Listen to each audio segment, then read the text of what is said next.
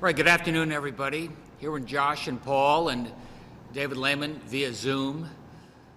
A quick summary on where we are at COVID. It's been a few days. A couple things that are interesting. We've now done over 300,000 tests. So we're closing in on about 9% of our total population, which probably puts us in the top 10 or so in terms of states across the country in terms of per capita testing. Of particular interest to me is, again, the positivity rate. Very important. The percentage of people who test positive out of the total is still down at around 2%.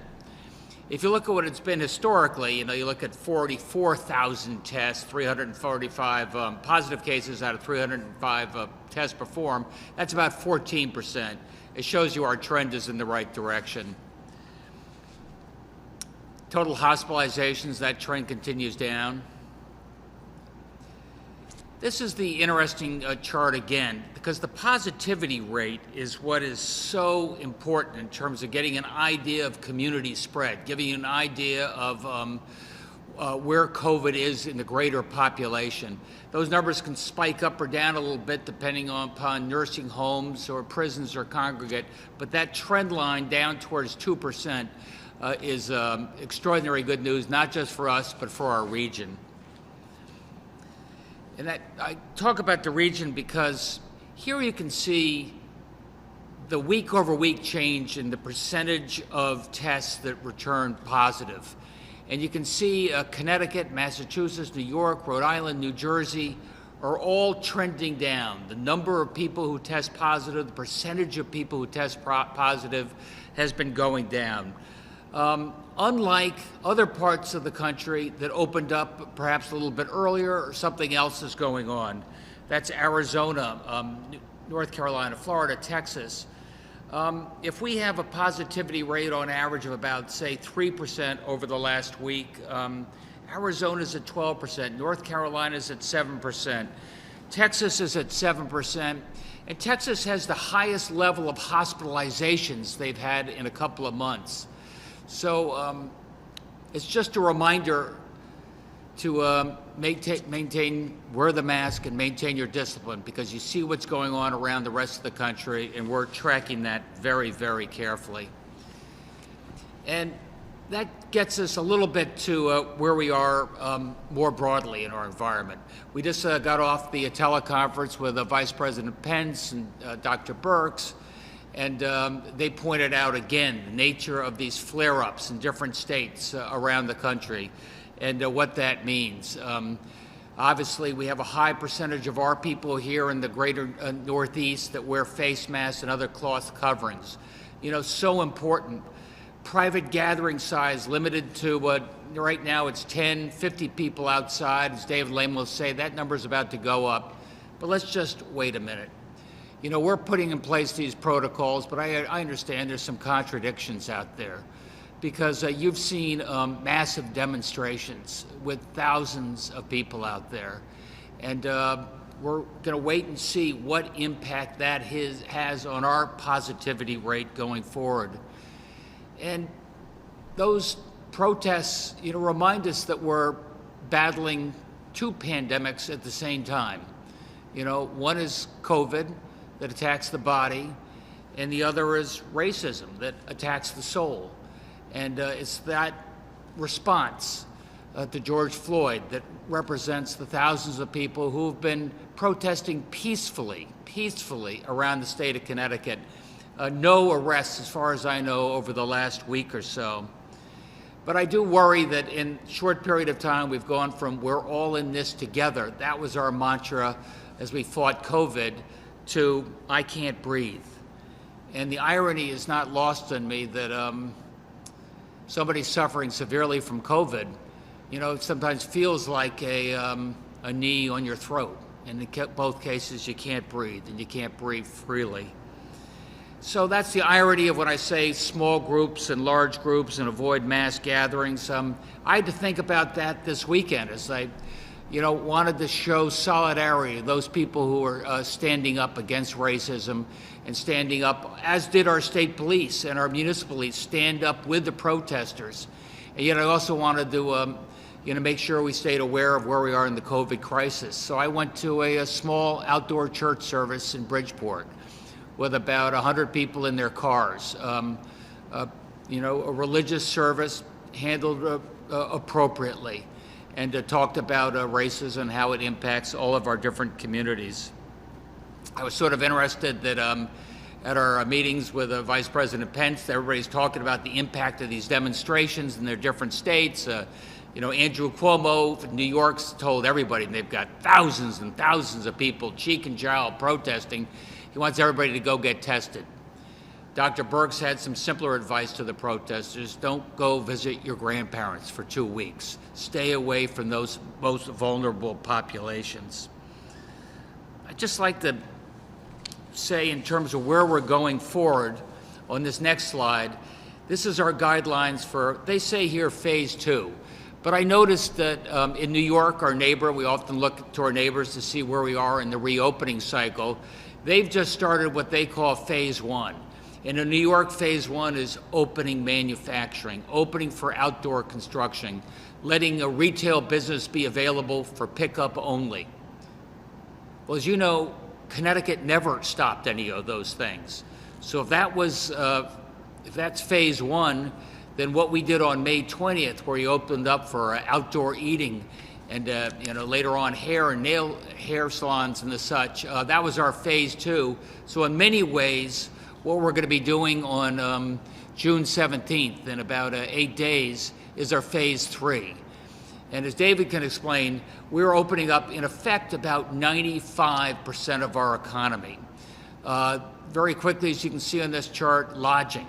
You remember hotels, we said only for first responders. We didn't want a lot of back and forth traffic between New York and Connecticut and Massachusetts. But now we all have more or less the same low positivity rate. We think this is a calculated risk and help our tourism industry get going. Sports, gyms, pools, you understand what that means in terms of back to a new normalcy. Outdoor amusement parks. Some of these are large amusement parks, and David Lamont has been invaluable working with all the folks in these different trade associations, coming up with the protocols to make sure their employees are safe and give the customers confidence they can get back. Personal services, this is the rest of the personal services, everything from nails to tattoos.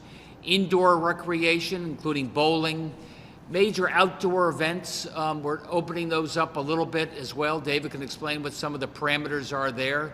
We tend not to limit the number of people. We do tend to think in terms of capacity and limiting the number of people who can park, just to make it easier to maintain that spacing, just as Katie Dykes has been doing at our beaches and parks over the last few months. Finally, I think the outdoor dining has worked pretty well. And if you've had a chance to go eat outdoors, I know I was really looking forward to it. Everybody's maintaining the protocol seriously. We had very few complaints. So I think we're ready to go with the indoor dining, which will be also on June 17th. And then finally, libraries. So this gives you just a little bit of an idea of how we're getting back to our new normal. 95% of our economy is open, but that is all subject to, let's see what happened over the last week or so, given the protests. Memorial Day, we seem to have weathered that in terms of not a big uptick, and time will tell. So far, so good. David, anything you'd like to add, or should we just take some questions? No, Governor, I think you said it well. As you mentioned, this really is the big phase of our reopening. There is a considerable amount of businesses that are going to be open. There is a third phase in mid-July that we're also anticipating. But after June 17th, the vast majority of our economy will be up and operating. Eyewitness News. Yes, Governor, just wanted to ask, as we look forward to phase 2 of the reopening, where do we stand on the testing? I know that you mentioned that we've done around 300,000 tests so far. Are we meeting that 100,000 per week metric? Why don't I let Josh Jabal, our testing czar, answer that question? Yeah, thanks, Governor, and thanks for the question. So we have successfully scaled up our laboratory testing capacity to well over 100,000 at this point. And, as the Governor mentioned, we're in the top 10 states in the country per capita in terms of the testing that we're doing, and our positivity rate, as he said, is low and continuing to trend down. We are reevaluating how we deploy some of those tests based on some changes in CDC guidelines. And we're also struggling with some vague and often contradictory advice from the federal government in terms of what's going to be reimbursed for testing. So we're taking some time to really ensure that we're deploying all those tests in the way that delivers both the greatest public health benefit, as well as financial sustainability for our testing program, knowing that we're going to be at this for quite some time. So we're going to keep pushing forward hard with areas that we know are critical: nursing home testing, prisons, testing in our densely populated urban communities that have been hit so hard. But in some other areas, we may be dialing back a little bit where we don't see as much public health benefit. But we've got the capacity created that we need to ensure we can meet the public health challenges. News 8. Good afternoon, everyone. Governor, I wanted to ask you two things. One about the independent analysis for the nursing homes and assisted living. It seems like sometimes you need to take a step back and go over things in order to make the step forward. So do you kind of see it as that, to understand preparation and all that stuff so you know what to do moving forward? And the second question would be with respect to weddings and kind of where all that stands right now. Well, first of all, in the nursing homes, obviously that was the tragic center for our state and the other 49 states in terms of fatalities. And if there's a chance that there could be a second surge later on this summer, more likely in the fall, we want to be ready. And so we have a strong outside group that focuses here in terms of infection protocols, PPE, and more long-term, what our nursing homes are going to look like. So I thought that was an investment worth making, so we can learn going forward and to be able to share those notes with our fellow governors in the region, because they're doing much the same type of analysis. Weddings, as you know, we've got graduations up to 150 people outside. You say, hey, I can do graduations, how about weddings? Our thinking right now is that we want to be a little more cautious with weddings. You're eating wedding cake, you're not wearing a mask, there's maybe beverages involved, there could be dancing. So it's a much more social, less inclined towards social distancing than, say, an outdoor church service. But that said, we're going to be taking a look at that over the course of the next 2 weeks. Governor, if I could just jump in there.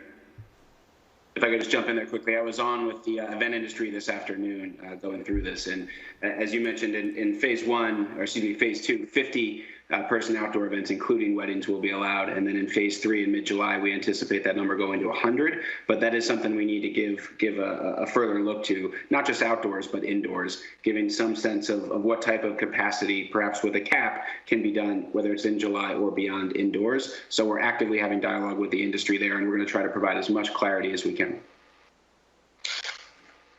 News 12 Connecticut.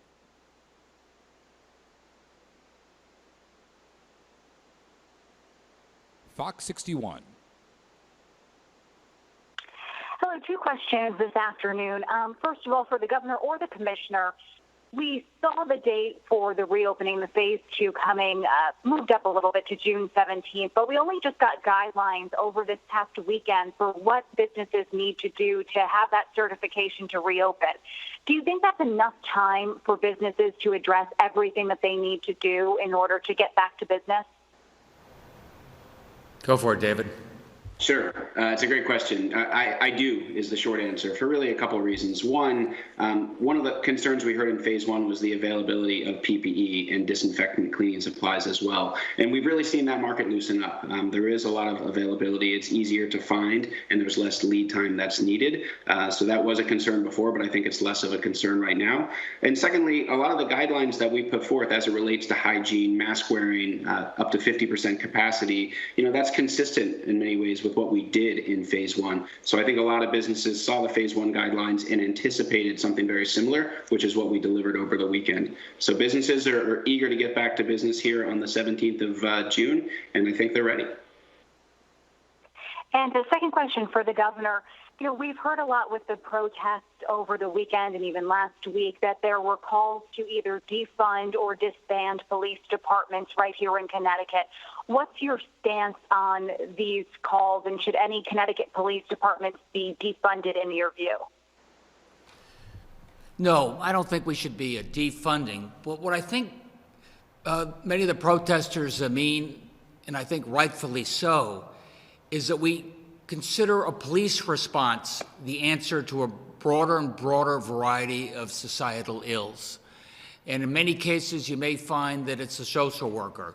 You may find that it's a mental health expert. You may find that it's an addiction expert. And we're asking our police to solve all these, where in fact, I think we need other folks who can get involved in the community to make a difference. That's why our community liaison is going to be a bigger piece of our portfolio going forward. Thank you. NBC Connecticut. Regarding George Floyd and the protests around the state and the country, Governor Cuomo called back the legislature in New York this week, looking to pass several bills banning chokeholds, prohibiting false race-based 911 reports. Governor, are you planning on doing anything similar? We're planning to do something similar.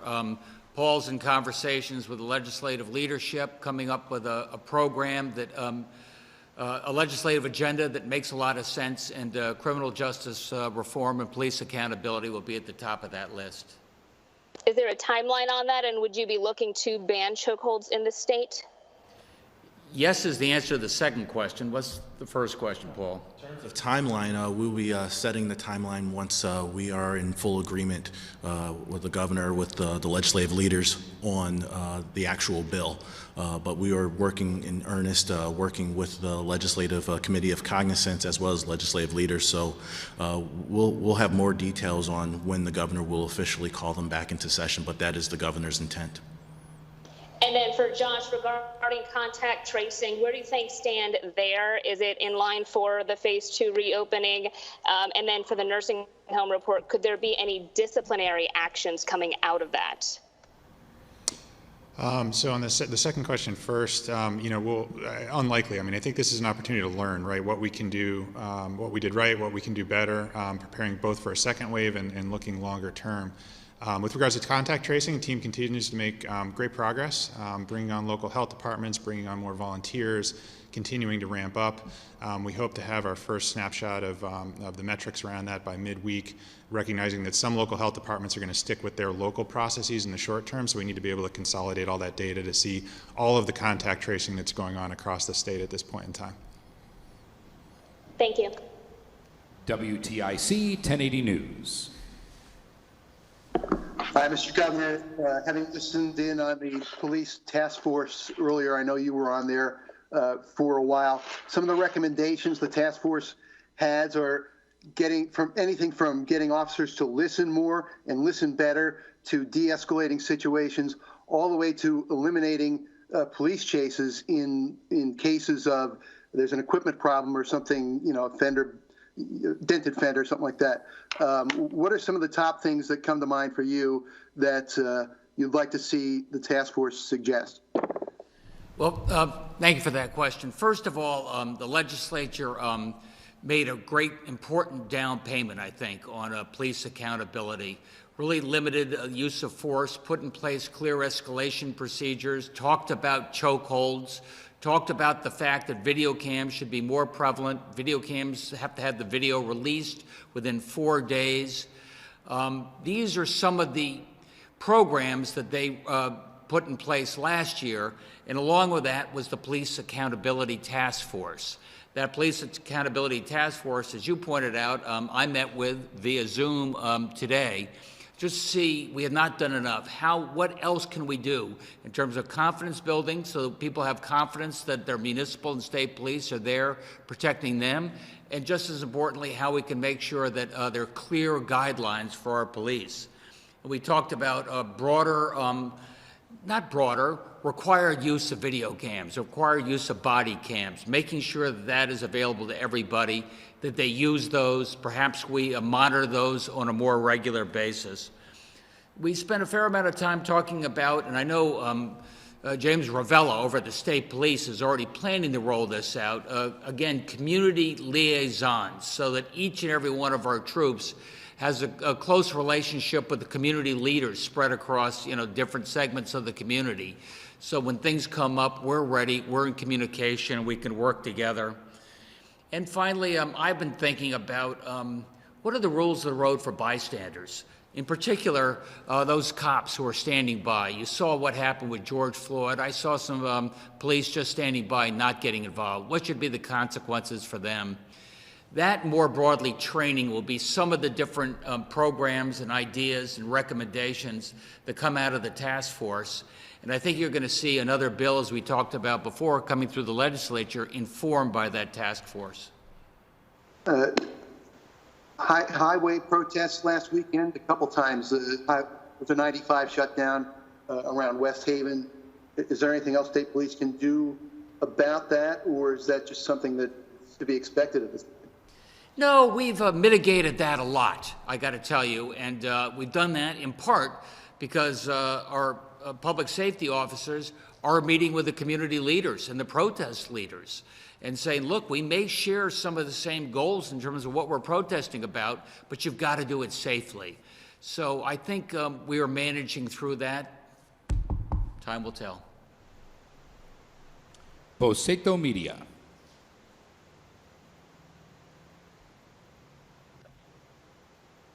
The Associated Press. Good afternoon, everyone.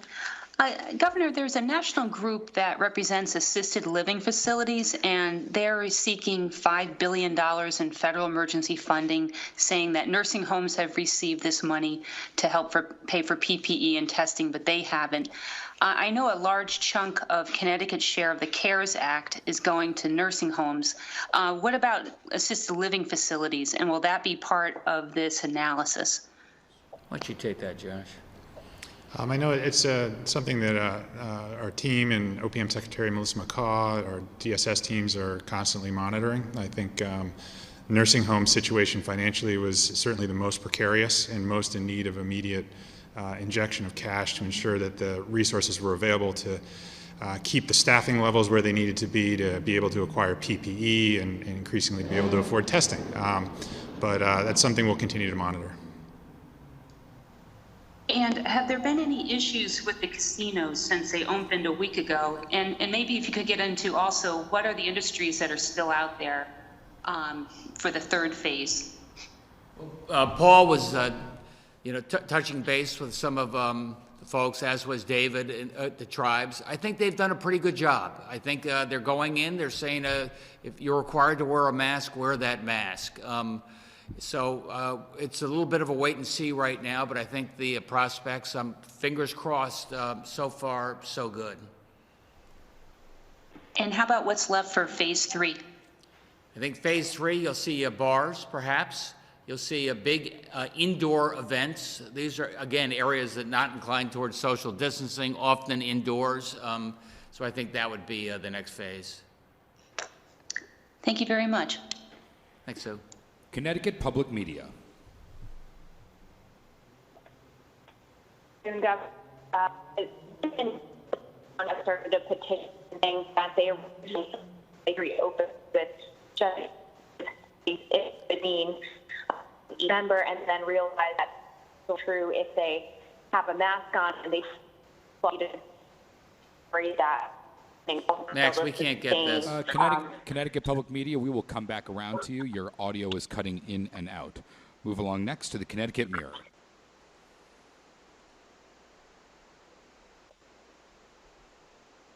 Connecticut Mirror.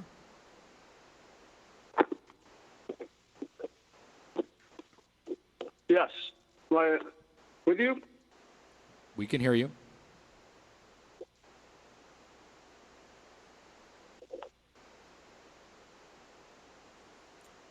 Move along next to the Hartford Courant. Hi, this is Emily Brindley from the Courant. My first question is about nursing homes, which I know you've touched on a bit already here. But can you explain, just kind of from the beginning, why you decided to do an independent review now and what exactly you're hoping to learn from it? Sure. So we wanted to initiate this now as the situation has become more stable in our nursing homes. Certainly there's still a lot of work going on and there's a lot of difficult situations being dealt with, but in anticipation of potentially a second wave, many of the experts think that could come in the fall, perhaps.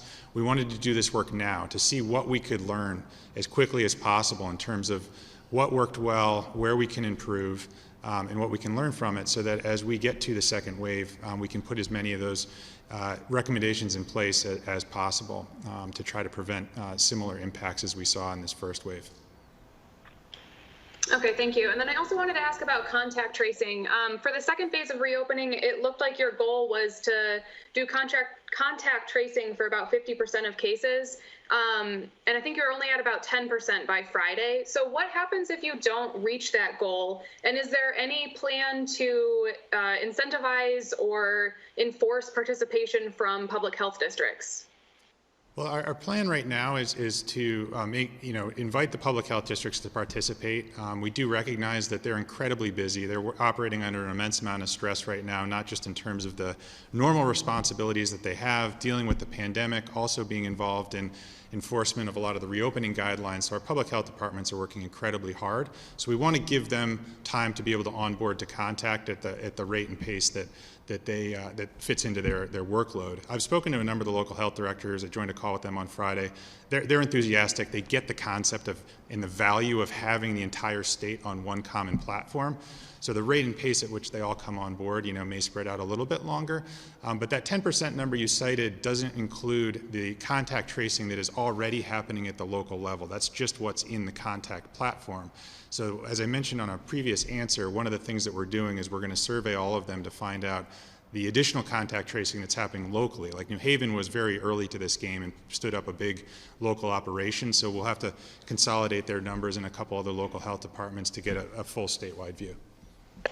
And do you expect that full statewide view, do you expect that to reach 50% of contacts as the second phase goal is? I'm not going to predict on that one. We'll see the data later this week. Connecticut Public Media.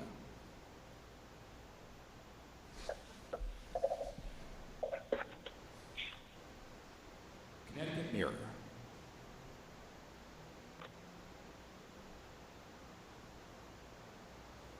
Hearst, Connecticut Media. Hey, thanks, Max. Hi, Governor. Sorry I didn't make it down to the Iglesia Bautista Emmanuel Church with you yesterday. Could you talk a little bit about what the parishioners there were concerned about as far as the police brutality and racism and the like? It was a really moving service. As I said before, Ken, I wanted to go there because it was a group that experiences racism and were part of this overall pandemic. Maybe not quite as directly involved as George Floyd. I was struck by the fact that they were in their cars, they were wearing masks, they were taking the protocols very, very seriously, and didn't mind in the least, I don't think, that they were outside in a parking lot still enjoying a really important worship service. And we just said, God is as likely to be here as he is indoors. So we didn't have a great chance to necessarily talk about the impact of George Floyd on a one-on-one basis, but I know that it was on top of mind. Thanks. And Governor, since it seems to be a lull in the COVID outbreak at this point, and you did order the review of the nursing homes, can families start thinking about possibly visiting their loved ones in some of the facilities? Yeah, we have had some discussions about that, different ways you can do it, get tested and go in, outdoors. I think it's a little early so far. Any more thoughts on that, Josh? Yeah, no, the team is working on some visitation guidelines, starting to look at how we can reintroduce that, as the governor said, particularly looking at the opportunity for outdoor visitation where appropriate. Thanks. And can I ask David if he's getting any pushback on the open up protocols in business? Ken, thanks for the question. Right now we've gotten a little bit of feedback, a lot less than we did at phase one, so it's still early, but so far the rules have been well received. So my expectation is, given we put 9 documents out there, there will be some dialogue, and we'll continue to do that with industry as we get ready for the 17th, and we'll keep this group posted if anything changes on that front. But so far the feedback's been good, and less feedback than we saw in phase one, less questions than phase one. I was asking if there was pushback, sorry. Feedback and pushback. Sometimes it's one and the same in terms of what comes into the email box. But no significant pushback to speak of at this point in time. But we'll keep having the conversation. It was just posted yesterday morning, so a lot of folks are still going through it and reading it. But we'll report back if there's some pushback, or certainly if anything changes with respect to the guidelines. Thank you. Thanks, Ken. Waterbury Republican American. Thank you, Max. What is the timeline for getting this independent consultant on board? The announcement speaks to doesn't really speak to a timetable. Yeah, our hope is to have start soliciting proposals this week, receive them, award the contract by the end of June, so we can get started as quickly as, no later than the end of June, so we can get started as quickly as possible. Okay, and Josh, you mentioned earlier that there was going to be testing was going to be dialed back in certain areas that were not deemed as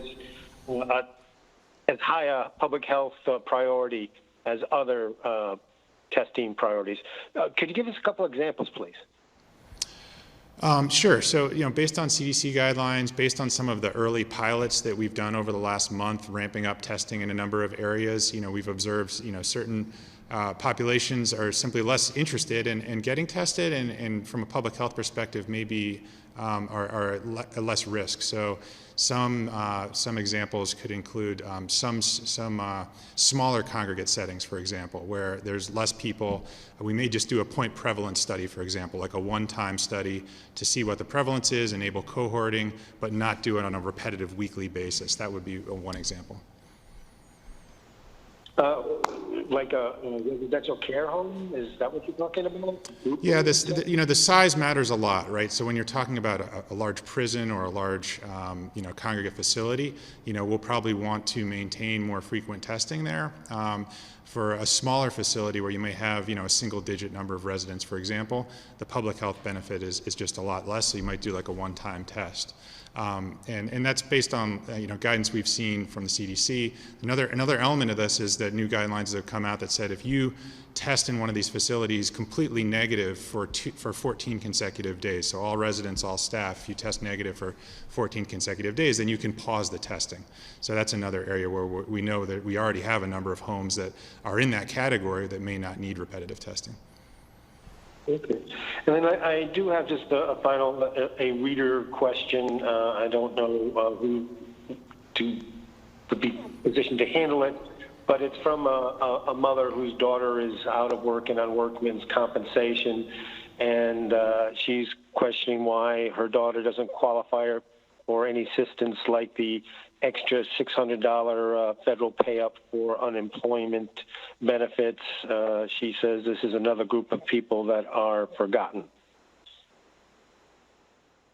Well, yeah, no, Paul, as you probably know, each individual person's situation is individual and to that individual. So if you feel free to send us a note offline, we'll be happy to have the DOL team look into the situation further. Okay, so that might be a better question than for folks at DOL, right? Correct. Okay, so that's on Thursday. Thank you. CT News Junkie.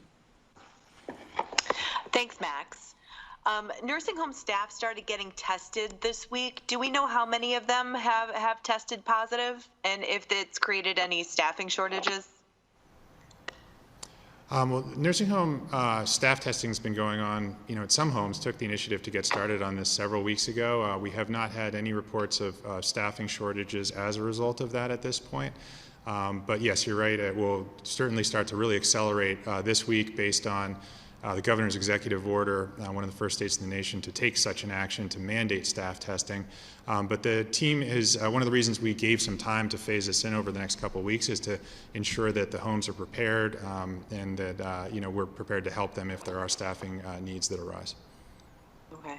And the inspections by DPH and the National Guard, are those still ongoing? Yes. And will we have access to the independent review? Yes. And is the state going to continue using nasal swabs to test nursing home residents?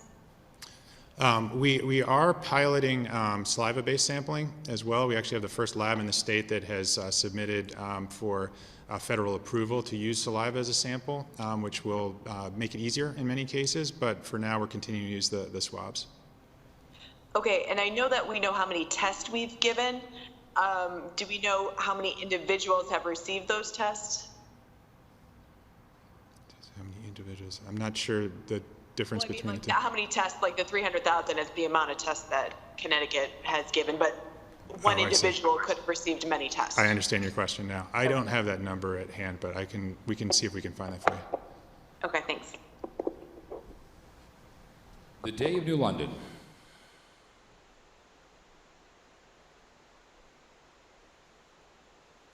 Connecticut Public Media.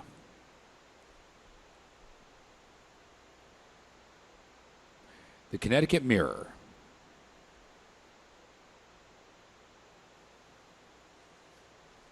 Good. I think we've exhausted those media outlets.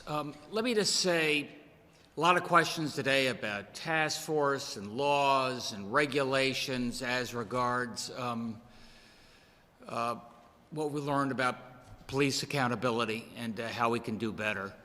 And those are all good steps, but I just wanted to read something that came from our state police last week, because you can't regulate what's in the heart. And this is what Commissioner Ravella and Colonel Malikas sent out and was received by all the state police regarding George Floyd in Minneapolis.